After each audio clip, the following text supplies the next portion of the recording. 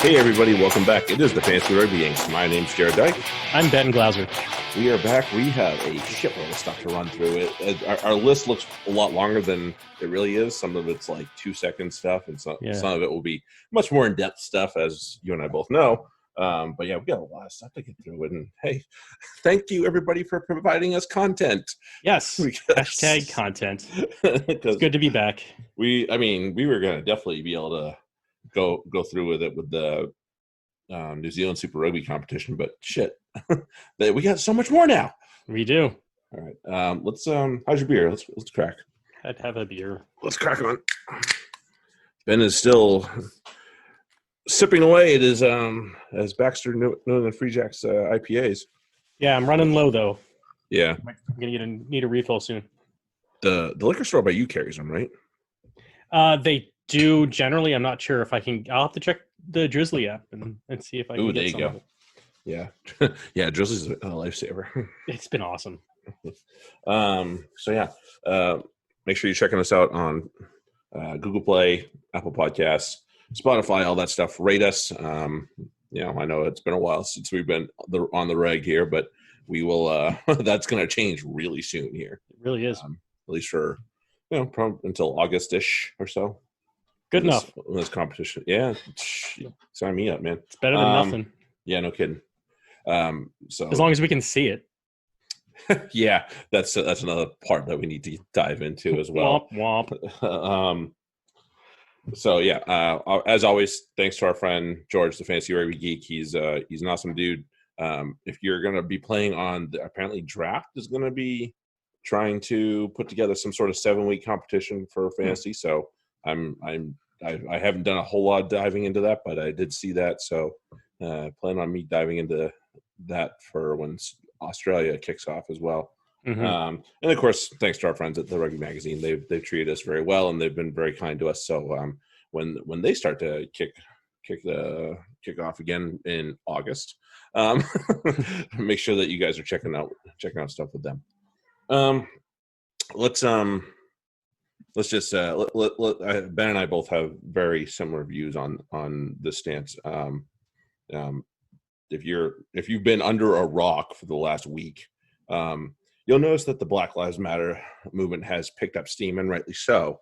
It's taken some of us a little while to get into this fight, but since we all have nothing to do, no. But seriously, since things have just escalated to the point where those of us that actually want good in the world can't just sit on our ass anymore.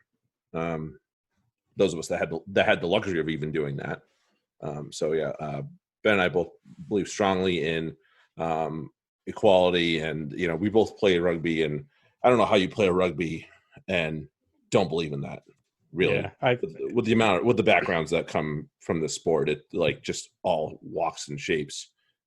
Yeah, they're your friend. They're friends. They're your brothers and sisters, and so it's not like I don't know how you can play. Yeah, I don't know how you can be around rugby and harbor judgmental thoughts about others, because there's no judgments. Like we're open books with each other, and it's not like everybody's got the same problems. Everybody's got the same hopes and dreams. So why should we make others have more problems just because of how, where, or where they were born and what skin color they have. So it's like it doesn't matter. It's so different from even football, where it's football. You're coming from football, which is much more, even though you're in a similar situation, it's such a different culture and attitude. Like look at the Drew Brees reaction. Where he's playing with guys like telling, and they're telling their stories on Twitter and whatnot. And it's like Breeze doesn't know this. Like he doesn't realize that it hits home to the people that he's around and cares for and works with. Like you don't get that in rugby. It's such more of a communal team than football is, where it's tiered, where the quarterback can do whatever he wants and it doesn't matter. Yeah, I know, right? And then the guy on the shit list that's barely made the team, doesn't matter what he thinks. Yeah. So and even that trickles into the the way broadcasters talk about it too. Mhm. Like, how often do they talk about the smart, scrappy white wide receiver or something like that? Whereas, the black guy who does the same exact stuff is he's athletic and That's and it. so Yeah, shifty and this and it's like the way they describe him is different. very different. Whether it's conscious or subconscious, it is different. Right. So that's one thing that will always keep me with rugby is that it is a community. Mhm. We care for each other, and really hate has no place Mm-mm. anywhere No, near a rugby pitch. keep your hate to yourself, man. It's not welcome here. And So can we yeah, talk about how awesome it was that those the Bristol crowd that went and yeah, I saw threw that statue into the river? Bristol wins Fucking again. Bristol wins again. Right. Yeah. Somebody said something about, well, you're destroying history, and somebody's like, that's kind of the point. Yeah. That was kind of the point. Just gonna Right. point that one out to you. So, And there are a lot of people who are like, I didn't even know the story behind this guy. He was just a guy. And it's like, oh, well, now I'm glad he's gone. Yeah. Like, Yeah. Now that's they know. the point. Now they know the story, and he's like, yeah. Well, it wasn't important to me now. So if it's important to somebody else to get rid of it, then sounds like a winner to me. All right. So yeah, hate has no home here with the Fantasy Rugby Yanks or anywhere on a pitch. So if you have other thoughts, then please just remove yourself from, our bubble. Our general please. vicinity. Yeah, please. Let's put it as nicely as possible. There's a bubble around me, and it expands quite widely because I'm wide anyway. But yeah, just get the fuck away from me. Anyway, some more uplifting stuff. I mean, there was plenty of uplifting stuff concerning this. Michael Fadiolfa out of the hospital. And Hooray! Walking very well on his way out. That was beautiful to see. We've again comparing him to the Ryan Shazier situation that we had over here. Ryan still doesn't walk right. No, he doesn't. So it's good to see where Fadiolfa is after a short period of time. That's it's very encouraging. Yeah, agreed. That's I mean, obviously the whole thing with it being, we talked about it with our friend Sam and how innocuous it was, and just like it just turned into this like real scary thing. So Fats, we're glad you're walking, buddy. It's really good to see. Maybe we'll get you back on the pitch, but you know what? The first thing, the first battle's won. You're walking, and I'm guessing he'll be around the pitch. Yeah, more than probably not on it. Certainly not anytime soon. But hey, I'm really glad to see the guy walking and even jogging a little bit. Apparently, so yeah, it's fantastic. Awesome. That's awesome stuff. All right, so let's go rugby stateside here. MLR please has not.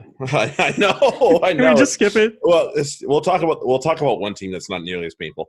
The Dallas Jackals have been added to MLR, and now but that's like the third Texas team now. That I don't get. I think they need to unite two of these. I don't know which ones. I don't care which ones, but there's no way that we need three Texas teams in MLR. Get the hell out of here. Like, if you need, I know Chicago wants in. Put one in Chicago, please. I would. It belongs. It's a great rugby city. MLR. Yeah, I mean, come on, freaking rugby weekend for at least the last few years, and it's been, hopefully a few more. Yeah. So that I am. Take it or leave. So there's always something to complain about with this team, this league. There is. So this confuses the hell out of me. Shoot. We're gonna have in one league the Gilgronis. No, again. And the Giltinis. What the actual fuck is Gilgroni? that? Giltini. What the fuck is this? What are we doing? What are we doing, MLR? Like, Sort why? yourselves out. Why? I don't understand. Apparently, what's his face? Hoyles is going to be the coach with the LA team. I'm just going to call him the LA team. I'm not calling him the stupid name. Apparently he's going to be the coach, which is pretty. I was like, oh, I know exactly who that is. Wow. Wait, who is it? Stephen Hoyles from Australia. Yeah. I was like, oh, shit. Okay. That's a pretty good one. Okay. So anyway, but and then what else did I see coaching wise? The hell, San Diego's coach stepped down. Frag, why can't I think of his name? Oh my. I guess Zach Test is going to be a co-coach Oh, nice. Part of that franchise now as well. Jeez, why is that? Former teammate of yours truly. Testy. Good stuff. Love Yeah. that kid. He's So not a kid anymore. Shit. No, he's Love not. that guy. No, he's not. So yeah, that is a thing now. Good for him. That's great. Yeah, I mean, he obviously had a scary end to his career too. He did. That was extremely frightening. Mm-hmm. So, shit. Can we also talk about some? Can we move on from MLR to another similar social issue with rugby? Yeah. Out in the Midwest, they're the Glendale Merlins. Yes. Oh yeah. Have decided to cut.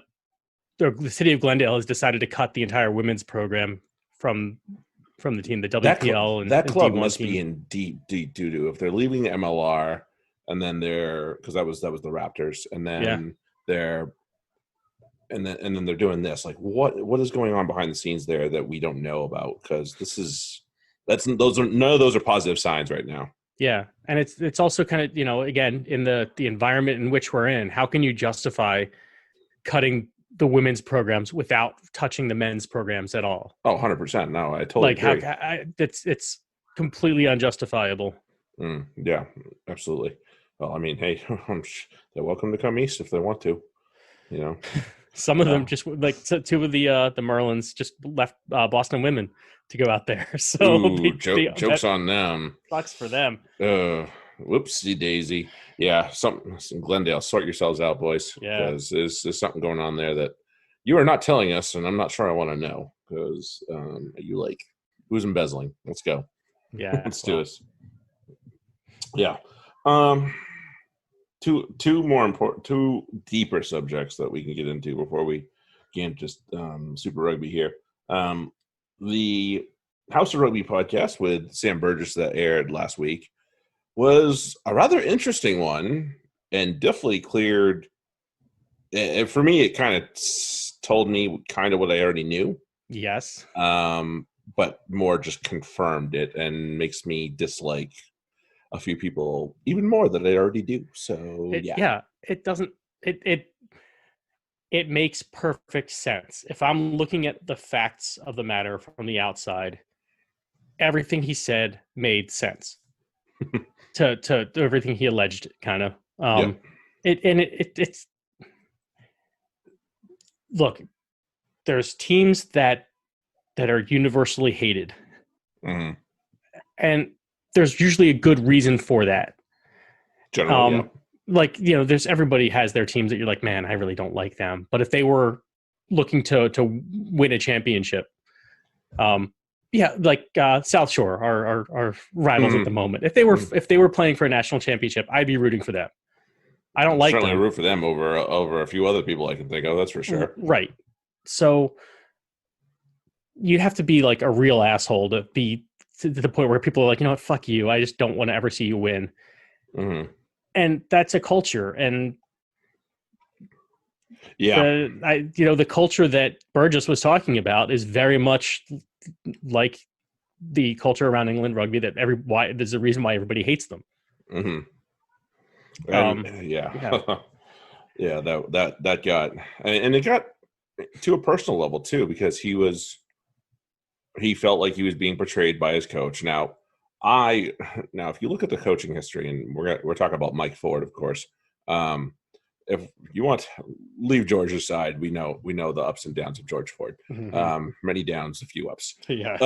But if you look at Mike Ford and his history, and you look at the history of Bath when he arrived, it went from him being the defense coach and Gary Gold being the head coach, and then Gary Gold shifted to being director of rugby and Mike Ford being head coach, and then there's no clarity as to why Gary Gold left. Mm-hmm. And it's widely believed that Mike Ford pushed him out. It's widely believed. And then they had one game, or they had 1 year where they were amazing, and Burgess talked about it. They got to the final, and then they didn't turn up against Saracens. A lot of people have a hard time turning up against Saracens. Burgess is very, and the one thing I can appreciate about that, and I wish, and like Haskell said, I wish was more often like respectfully, but very, very straightforward, told him what was on his mind. And, you know, he told Mike, he's like, I don't think we turned up. And they were looking for every excuse in the book for why that final didn't go that well. And then the World Cup comes along and Mike Ford's spinning, he directly asked him, can you stop? And Mike Ford continued to do it. So that's the thing that just makes me want to punch him right in the face. Like, that is, this is a guy that's on your club and you're supposed to, have his back. Oh, well, you didn't get the fucking England job. Good thing you didn't, because that would have been an even bigger embarrassment in 2015 than Stuart Lancaster had. I promise you that, because George Ford would have started every game and he would never come off the field. Yeah. So. And you ever notice that the people who push other people out and undermine others, they're never as good. I mean, the only reason they're doing it is because they can't get it done on their own. And it's like, if you have that kind of, if you keep doing that, to a number of people, like, yeah, my wife's coached with an absolute knob who could not coach to save her life. And my wife was like, okay, maybe we could do this and that, and that just, she wouldn't listen to her. And that Jess had plenty of opportunities to be like, you know what, I'm just going to stab her in the back and get her out. And she didn't do it because she doesn't need to. She'll just get a different job. No, just find a better job. Right. And that's what you do when you're, upstanding and actually good at what you do. If you're not good, you just tear someone down and replace them or something. And it's like, well, is that really what's good for the club, or is that just what's good for you? Yeah, exactly. And again, like George Ford, there's a reason he starts more often than he should. Really, he's not the best 10 on his team. Nope. And not in England, at least. No, and he's certainly not the best. Yeah, he's definitely not the best 10 in England. There's plenty better right now, but yet Ford, there's some connection he's got that keeps him. Again, that goes back to culture. They use him because they know him, and he knows enough about the right people, or friends with the right people. Maybe.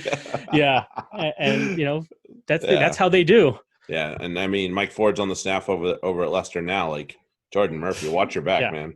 Like, well, yeah, exactly. Watch your back. Yeah, but how's Leicester doing? They're kind of shedding. Oh, they're everybody. not good. They're not good, and we know that the likelihood is that they're going to be a heavy favorite for relegation. They're preparing for it. When the new season kicks off. We'll talk about that in a minute. So yeah, it's very interesting. I mean, Sam Birch isn't an angel by any means whatsoever. No. Let's just state that he's kind of a shitbag when it comes to like being faithful to his wife and all that stuff. And we know this, but it doesn't change his perspective as an athlete and who he was in the locker room. It sounds like he, the way he is did a lot of good for the South Sydney Rabbitohs, and they ended up winning a title for themselves because he basically just told them, we fucked it good, guys. Like we did nobody to blame but us, and they fixed it, and then they won a title. So, and it sounds like Russell Crowe is like his best friend.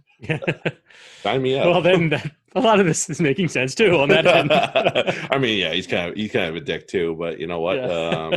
If Russell Crowe's gonna say you can live in my apartment, which I'm sure was a very nice apartment, while you play for me and make lots of money, I would say yes, thank you much. Yeah. So I can't say I blame the man. No, and.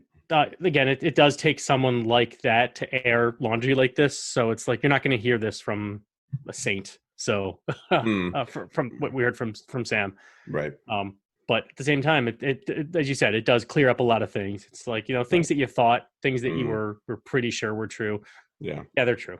And if you've ever had a meeting about a meeting, go ahead and listen to that podcast and you'll just feel so justified. Poor Hask.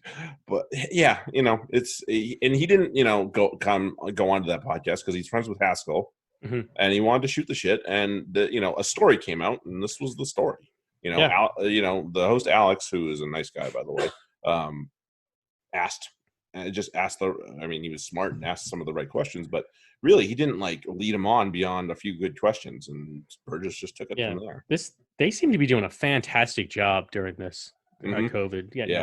That and the Nigel Owens one. Right. And between that, it's like, that they're kind of, to me, especially with good either way he is, we somewhat covered that earlier. Have they recorded anything? I don't know, Have I but missed it? Goody's just an ass, so I don't even That's like not news. paying attention to it. Yeah, and especially in today's climate, it's like, no, you're basically wrong about everything, dude. Go away. Hamilton's been doing some cool stuff. He had Squidge on his lockdown interview series. That's really cool. I'm not sure I'd pictured Squidge looking like that, but yeah, hey, I know, right? Look at me. So I'm not one to talk, but exactly. Hey, so, we're for all shapes and sizes here too. Yes, we are. It's not just colors and genders and everything. Definitely not. Shapes and sizes. So it's a lot of people that suspected a few things about that team got their confirmation from that, and he caught a lot of shit for that team too, which was really unfortunate. He did his best, so it is what it is. We alluded to it earlier, the World Rugby calendar. This is interesting. I read it up on it a little bit, and this is kind of, I think this is around the same idea of what they wanted to do last year with the Nations League, but the Nations League wasn't well thought out. Let's be real about this. Player welfare was not well thought out, and there were a couple teams that weren't really into the whole relegation promotion thing. Granted, a few of them weren't going to likely be threatened by it, but exactly. Some people do that, especially where you have teams like Ireland and Scotland, whose teams aren't used to relegation for club reasons. I think England was okay with it. Maybe not. Maybe England was also a stinker. I can't remember. Anyway, this was last year, so you can't remember it all.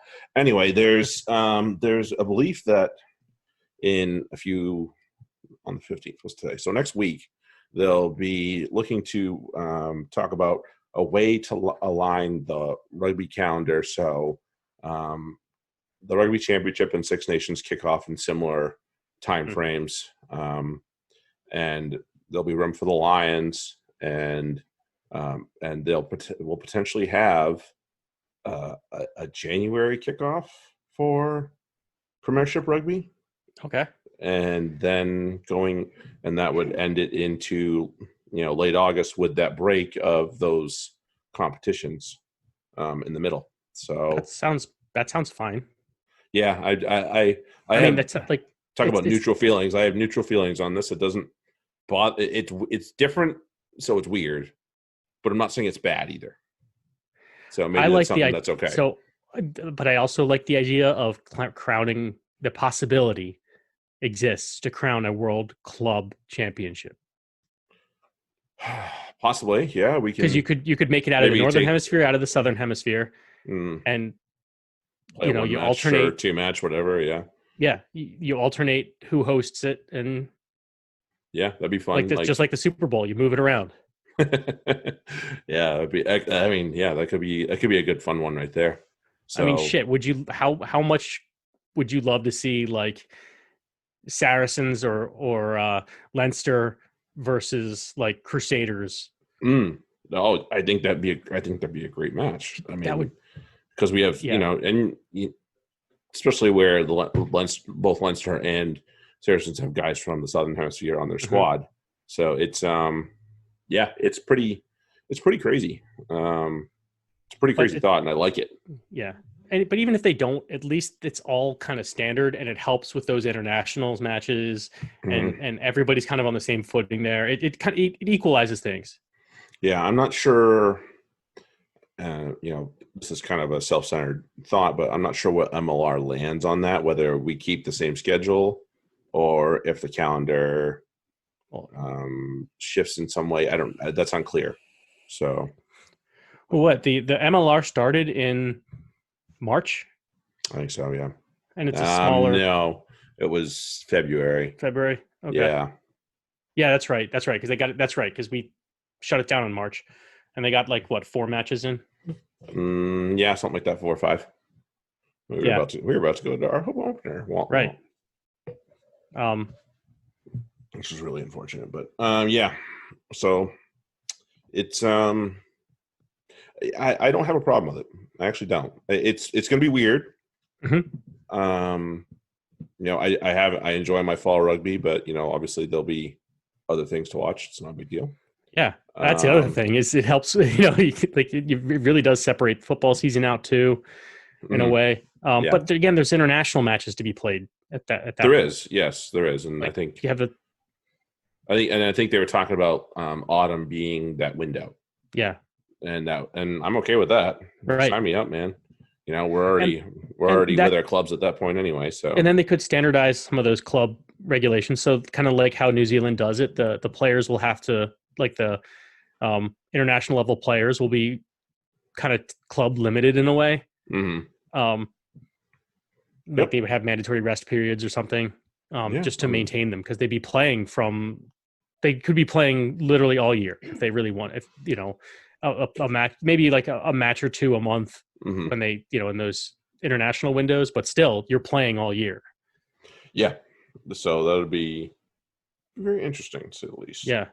But I am, yeah. Again, I'd be okay with it. It doesn't bother me so much. I know Stephen Jones came out and bitched about it. People Shocker. are going to look.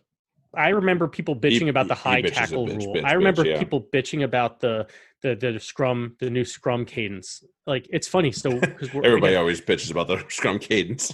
right, but it's I tell you like we've so I've been watching some old matches with our club, Yep. um, over this time, and we watched one from like 2009 and the Oh way the yeah. scrum was back then, where it was just like you line up a meter apart and you fucking Smash each other. smash each other.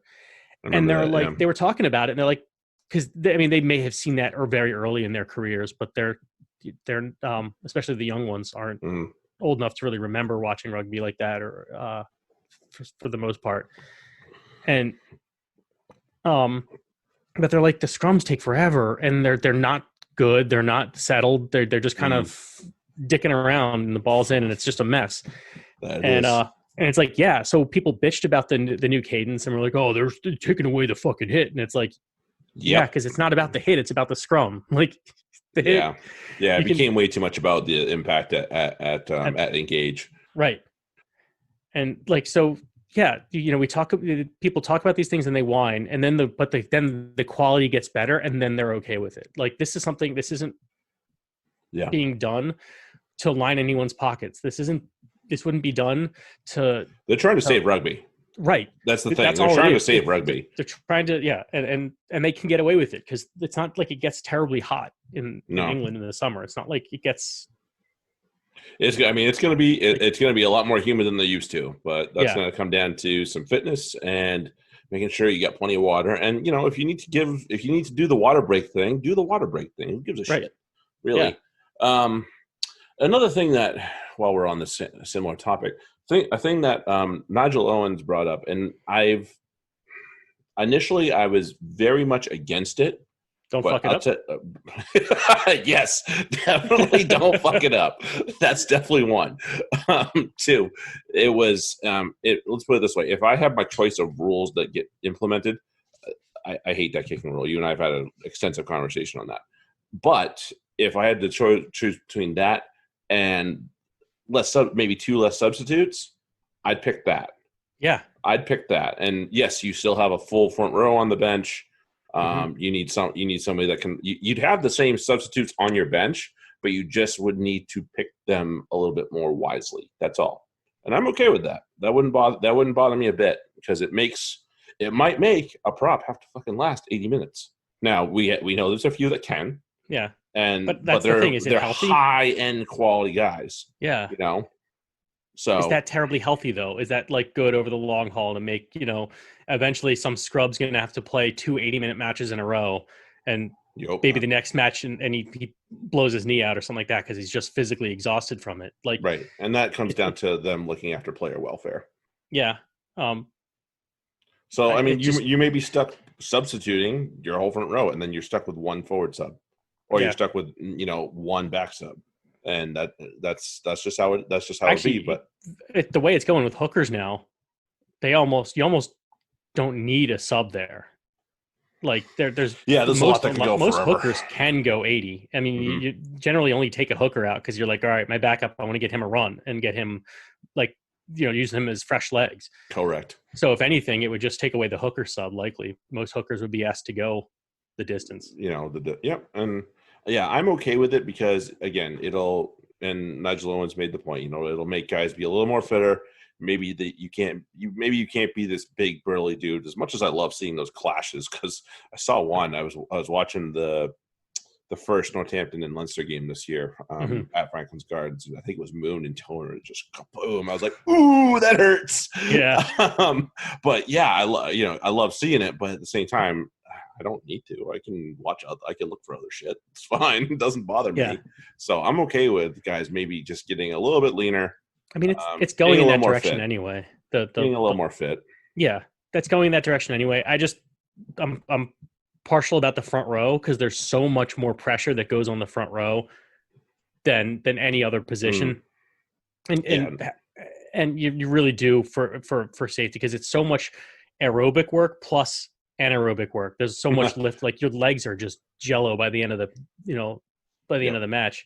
Oh, I know. I played. And 80. So it's like, yeah. I mean, I'm sure you've played enough now. I just. You've moved your way from the back of the scrum up to the front. Yeah. Playing 80 there is not fun. No. It's so different from playing lock and flank. It is. Well, you don't please, if you're a flanker or an 8-man, you ain't doing shit in the scrum. No. I didn't do anything when I was an 8-man. Are you kidding me? Push, guys, push. Hey, I got the ball. All right. Let's be real. That's just how it goes. When they talk about power, that 8-man bringing the power through the middle of the no, he's not. He's hanging up. I'm waiting. I'm keeping them squeezed to make sure they don't go anywhere. But that's it. That's all I'm doing. And I'm like waiting. Where's that pain in the ass scrum half? Okay, he's over there. Later. Right. Yeah. That's what I know. The 8-man did not drive that scrum over. No. That never happened. Maybe a rudder. Not once. I'm a rudder. I definitely am not the engine on that one. No way, man. Not fucking once. Nope. Second row, yes, definitely have to shove. I have no other job to do to shove. I've had second rows win my scrum for me. Yeah, I will not. I'm not going to lie to that. That there's been times when maybe the guy across from me beat me clean, but I suddenly get a shove that where'd that come from? Cool, we're going forward now. Hey, all right. Yeah, no, that's definitely a tougher job. But please, like 8-man is like, that's definitely the glory position because defense you're expected to chase, but you don't get there 90% of the time, and so you're allowed to go back and return kicks. We got onto another subject. God damn it. That's all right. Anyway, the replacements. But that goes back to the front row. I think you should be able to be given a front row, a full front row sub, and that. And if you need maybe an injury if needed, and that's it.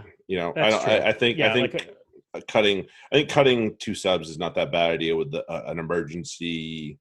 It also kills experience, though.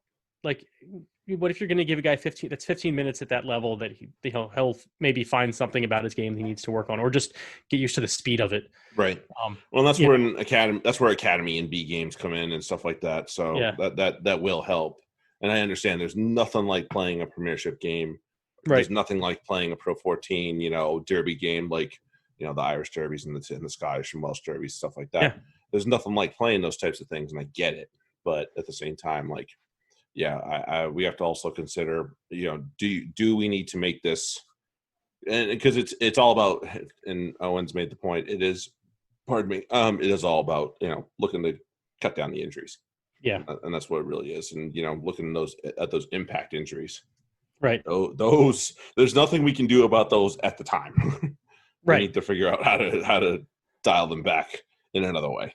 And they're doing. I think they're doing a great job of it. To be completely honest, even without this kicking rule idea, I feel like it's also a coaching thing. Like the coaching is getting better. You Definitely. Can see that. Like we watched the Lions tour when they from South Africa, and the fucking Lions were just running like crashes right into like a forward wall and like running right in and just like that bashing away at it. And it's like you look at it now, and even the traditionally bash it up countries, even Scotland does a good job of running at angles and running at shoulders now, not just running right into double tackle. Like they have some pretty magical. And Ireland is moving away from that entirely. So. Right.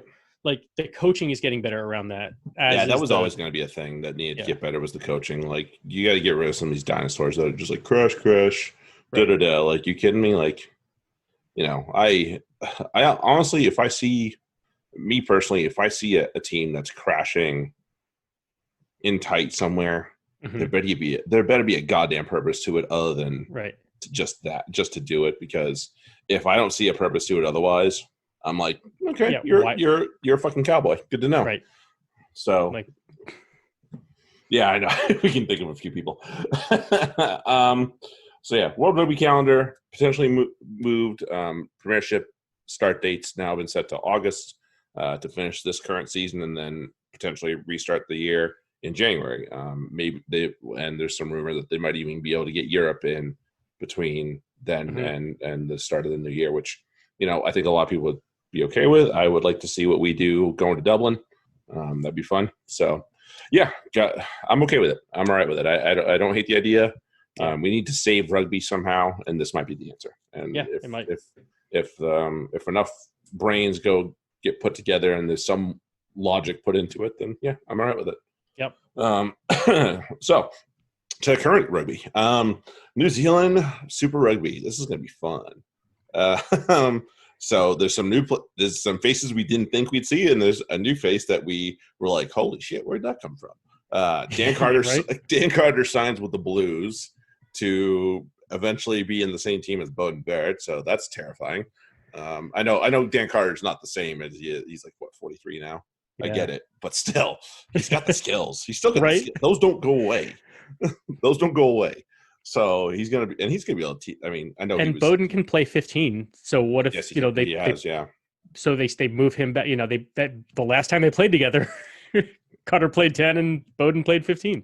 Yeah. And I think they won some sort of trophy in that match. I don't scored if I remember right. couldn't have been too much of any big deal otherwise. Yeah. Yeah. So like that they have experience doing that. For like maybe the last 20 minutes of a match or something. Yeah, that'd be my guess. Consistently. Here's the real question though, between the two of them, who beats the shit out of the scrum half first? Just stops playing the match to beat the shit out of the scrum half to demand better service. Well, before we went on this enforced hiatus, Sam Knock was not doing too bad. True. Remember right. That's true. So hopefully he can pick up his form again, or somebody can pull their head from betwixt their cheeks. So yeah, it'll be fun. Sam Whitelock has returned to the Crusaders. And so he's now going to be available, which is terrifying because they had a shitload of guys that could play 4, 5, 6, and now they add him to the mix, which is, my God, that's just so scary. Please no. Yeah. Right. So Crusaders are going to be obviously a handful, as they usually are. As they are, yeah. Artie Savea looks like he's going to be ready to roll. Fuck. And that excites me as a Hurricanes fan. I'm going to be so excited. He's probably playing 8 and packing down at 8. In the meantime, since we've been doing this, Chiefs captain and now All Blacks captain Sam Cane been picked. Long line of loose forwards being picked for our for All Blacks captain here, and he's got a hell of a pair of shoes to fill, playing 7 and being an All Blacks captain. Yeah, I'm not. I'm not. I think they could have done better. I'm sorry to say. I mean, there was a lot of people that wanted Aaron Smith. Which, yeah, because I like Kane a lot. Don't get me wrong. I just, for New Zealand 7, I don't. Like you said, there's a lot to live up to there. There is. I don't see him as an individual player. And again, that's why it might not just be the talent; it might be his attitude and the leadership skills that he has. So again, I'm just looking from a player perspective, and I guess you could say the same thing about Kieran Reid. Yeah, like guys who just do the work. They're not like he's not a standout. You're very rarely. Even when I see the when I watch the Chiefs, I'm like, oh, Kane's there. He cleaned up some things, but I'm not holy shit, that run by Sam Cane. Like that's rare. It happens. But it's not like you're just overwhelmed by the awesomeness of him, except for doing the little things right. No, I mean, not a splash player, just a guy again gets it done, and that's cool. You don't need a splash player to be your captain. No, it's just, Richie was a. I mean, people argue this till the cows come home, but most people will agree he was the greatest ever. So Yeah. it's Right. really hard to compare that. So to be fair to Sam Cane, it is a tough bit of shoes to fill, but they also have a different mentality. Yeah. With this team, that stuff like that doesn't usually get in the way. Right. And if it does, then they address it, and they address it hard. Yeah, so, and again, it's got to be okay. It's about his leadership. That's again like the same thing with Kieran Reid. It's like, fantastic player, but not a transcendent. No. Like good for his time and very good for what he does. Just so that's the problem. When you think All Blacks and you want to see the All Blacks captain, you're thinking like the best player in the world, not like the guy who's just the steady guy getting it done. So but that's just the image. So that's in my own head. I'm making that up entirely. Yeah, no, I mean, it's not completely wrong. So yeah, I mean, good on. Hey, congratulations, Sam King. You've been named captain of the fucking All Blacks. Congratulations. There's a lot of people that would be stood in line to be in your shoes. So yeah, I mean, certainly deserving of it. But I'm just. I was just thinking about him as the pantheon of New Zealand players. I mean, there's a pantheon of New Zealand players. A lot of them didn't wear the armband, true. So it is. Dan Carter was never captain. He played in the wrong era. He's playing with Richie McCaw, and then before that it was Tan Umaga. So yeah, good luck. Yeah, sorry. Fantastic people. So what are you gonna do? Well, that's just it. Like Tan Umaga and McCaw are fucking. They were great. They're great players. Yeah. Yeah, but then you look at I think the guy that came before Tana was Xavier Rush. That wasn't anything special. Yeah, but I wasn't really following rugby back then. So what the fuck do I know? Was it Rush or was it Thorne? Might have been Reuben Thorne, and not Brad Thorne. Reuben Thorne. Either or. I don't remember which one it was. Maybe they both had a chance. I don't remember. Anyway, again, neither one of them lit up the field. Yeah. So it's okay. It is. It happens. Yeah, I'm not knocking the decision. I was just surprised by it. Is all. Yeah, I mean, but then again, because like when you go from the Umaga and McCaw, even Reid, I was like, that's interesting. But Reid, you can see him bring more to the table than what's on the field. Yeah. So maybe he'll have his chance. Yeah, and he'll prove, and he'll get a chance to prove everybody right or wrong. Yeah, and Aaron Smith was obviously a favorite to take that job. Let's get to the Highlanders and his team. Aaron Major has said that he wants to do away with Josh Ioane playing 12. Can't say I'm sad about that because I'm not sure that system was working. Yeah, I would not complain either. I don't think it was working very well. They had some good games and they had some really bad games with him there. Yeah. So, and it's not necessarily you force a square peg into a round hole. He's young. Let him develop as a 10. He's gonna be a great 10. Mm-hmm. Just let him develop as a 10. Damn it, it's not that bad. So we'll maybe that rights the Highlander ship and they can get this competition started in a good way. Yeah. So it's going to be fun. And if you are listening to this and you live in the United States, can you please do us all a favor and bug the living shit out of ESPN to get this thing on air? Because currently they don't have an agreement in place. We both have heard different things at different junctures. I've continued to make a stink in the last 3 or 4 days. Each day, just bugging the shit out of the staff, out of the sports staff there. Just like, what can I do for you for? I'm like, this. No, this. You need to do this now.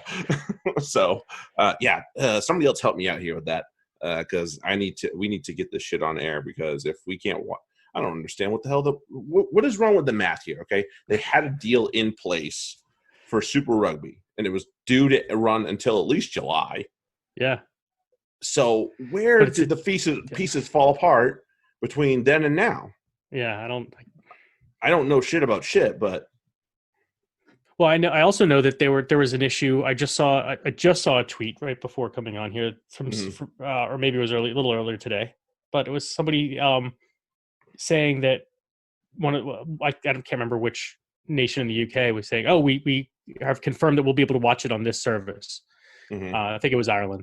I can't remember what service it was, but it was like they're just getting their shit sorted out too. Like this isn't just ESPN. I think this was kind of like, oh, free for all, who wants in? And doesn't seem like anybody in the US has said yes yet.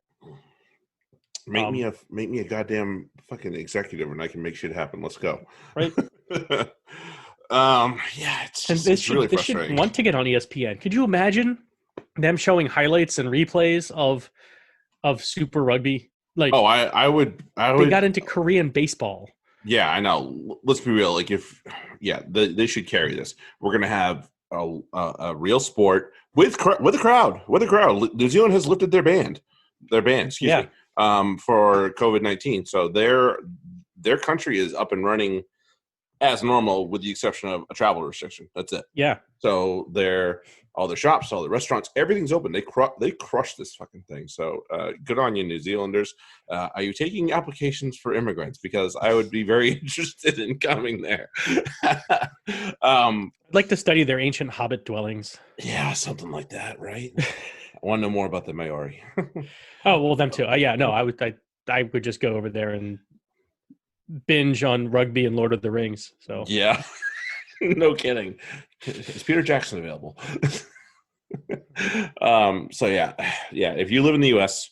and you plan on watching this competition, you need to bug the living piss out of ESPN. Yeah, to get it onto ESPN or ESPN Plus and get it on those airwaves, because I want to watch this shit, man. Yeah, and I'm at the point where I might just contact, what was it, like either like NBC Sports Gold too, and see if they can do it. Look, if it's up for grabs, like if this Fox is a free for all, well, Fox is owned by Disney now, so so it's all the same. Yeah. Wait, what the fuck? Yeah. Oh yeah, that happened like 4 months ago, man. I didn't process that. Or other events have. Yeah, it was. It happened. Yeah, because there's a couple of contracts that are under Fox right now that are getting transferred over to ESPN next year. Okay. So yeah, there's that. Because it's like, look, just like they're airing the Bundesliga and putting the friggin' cheer track over. Oh God, that annoys me. Please, well, we won't need that with this competition. Right, that's good. Cut costs right there. Yeah. Oh God, yeah, I know. Friggin' glowing puck. Right. God, Fox is the worst. Oh, you ain't dead, right, man. So never mind. No Fox. We'll go ESPN or ESPN, NBC Sports. NBC Sports, one of those two. Who grabbed my ass? Did you grab my ass? Where's my pen? There it is. Oh yeah, pick 'em. Yeah, we got pick 'em. I got this. All right. I'll have my sheet prepared next week, but I forgot to do it today because I was like, "Oh shit!" It's okay. When was the last time you had to prepare it? Oh God, March, easily, and we've had a lot of shit happen between now and then. So we have what are the matches? I can't remember them off the top of my head. Islanders versus the Chiefs and the Blues versus the Hurricanes. Okay, Blues Hurricanes. That's right. You did say Blues Hurricanes, so. I say a lot of things, though. That's true. All right, so Highlanders home to the Chiefs. Well, if we're going to go based on form that both teams were in before this whole thing went fucking pear-shaped, I'm going to go with the Chiefs. Yeah, and I am too. Because I'm going a little bit by that, and just I think they're just a better team. I think so too. Not just on form. Yeah. The Chiefs were showing that they had some good shit, and the Highlanders weren't. And so, I mean, but it's also the Highlanders have clear holes in their team. So it's not that they're not showing like that they're like they just weren't putting it together. It just didn't look like they had much to put together. Yeah, there was definitely some pieces missing, and they who was it that had the injury that friggin' like the ankle? Was it James Yanchis or Oh shit, I can't remember. I think that sounds right. Lynch's, Lynch's, sorry, yeah. I said Yenchis, my bad. And he's a captain, so that's kind of a big deal. The foot that went the wrong way. I was like, "Ooh, that's not supposed to happen." Yeah, I'm betting he's not back. I'm gonna go on a limb on that one. Probably not. All right, Blues Hurricanes. Shit. If this was like March, I would have picked the Hurricanes, but yikes. Frick, I gotta back them. This is week 1.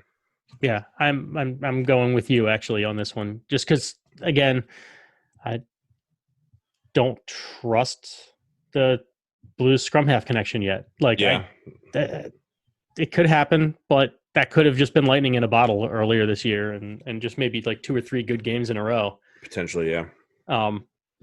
So I kind of, and the Hurricanes were kind of, again, it took them a little bit to get things together, but they were getting it together and showing exactly what they've always been. So I have no reason to believe that would go away. No, I agree. Hurricanes were certainly figuring it out. What's his face? Garden Bishop was doing really well. Filling some shoes, which he's going to be facing tomorrow. Yeah. And there's a little bit of bragging rights at stake for certain individuals. Oh yeah. Here, so. Oh yeah. I think Bowden's going to want to put on a hell of a show. I agree. Nothing else. No, I totally agree. So that'll be. Yeah, I mean, look away, Crusaders fans, because Dan Carter's not going to be wearing your uniform. Sorry. Yeah, that too. He got signed by them, and I was like, oh, shit. Like, once upon a time, that was a huge rivalry. Then I'm talking like, holy shit. Like, you would never have thought of Dan Carter going to them. So, right. It's like, okay. Or That's where we're at. This is where we're at now. All right, then. Rules have changed. Yes, they have. COVID changed a whole lot. Yes, it did. So we'll see. We'll see how that goes. That plays out. Anyway, all right. Well, we'll be back to talk about this at the very least, because we might have to only go by highlights, but we will still we'll still chat about it and see what happens. And ESPN, get off your ass. Make it happen, man. But until then, make sure that you subscribe to us. Fantasy Rugby podcast at gmail.com for any questions, or just to say, hey, what's up, guys? We welcome it. Tweet at Ben or I on the Twitterverse. We're gonna be talking about rugby next week.